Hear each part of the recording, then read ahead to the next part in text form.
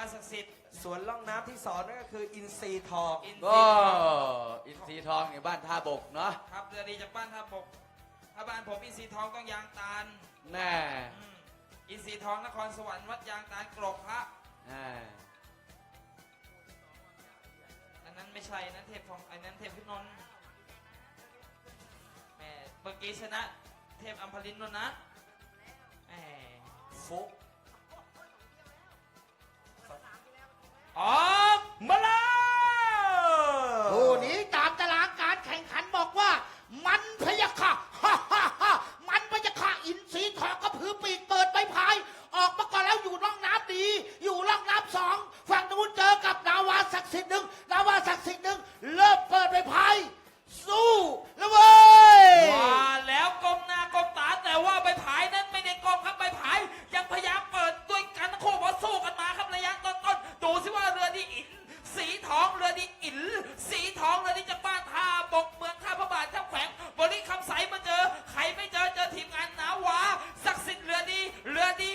ดีของบอกว่าบ้านศรีไม่ใช่ของทหารอภัยบอกว่าดูสิว่านาวาศักดิ์สิทธิ์บอกว่าใช้สถานเมืองศรีหรือว่าแขวงนครเวียงจันทร์อ่าวแล้วครับต่างคนต่างใส่ต่างคนต่างสักทีมงานป่าหน่วย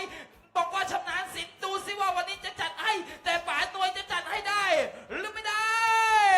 ได้หรือไม่ได้มองตามสายตาเรือดีล่องหนาวน้ำเงินน้ำว่าอินทรีทองอินทรีทองเหลื่อมล้ำน้ำหมาตีแรงจะแซงมาตีแรงจะแซงมาแต่ว่าเรือนาวาศักดิ์สิทธิ์นาวาศักดิ์สิทธิ์ก็ไม่ลดละความพยายามป่าหน่ว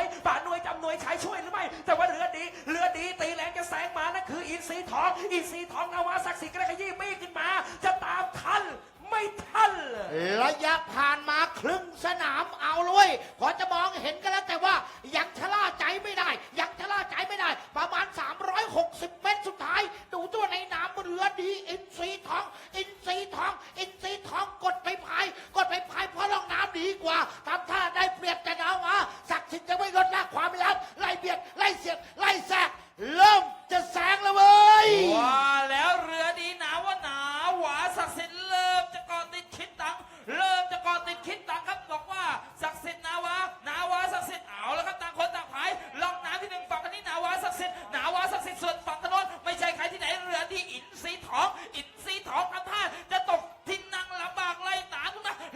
นมาดูสิว่าในน้ำอินทรีทองจะตามนาวาศักดิ์สิทธิ์ทันหรือไม่ทัน ไม่ทันว่าแล้วเอาแล้วโว้ยหัวก็พายท้ายก็เปิดระเบิดน้ำท้ายไม่สีทองยังไงขยี้ปีขึ้นมาแต่ว่านาวาศักดิ์สิทธิ์แล้วขยี้ปีขึ้นมาแล้วหันไปมองอีสีทองบอกบายไม่ไหวแล้วเลยปล่อยโหลดแล้วไหลพุงปรวดเข้าเส้นชัย ก็เป็นอันว่าเรือนาวาศักดิ์สิทธิ์ครับเป็นเรือชนะไปในเที่ยวนี้ครับนาวาศักดิ์สิทธิ์ครับเป็นเรือชนะในเที่ยวนี้ก็เผอิญว่าพี่น้องครับเรือ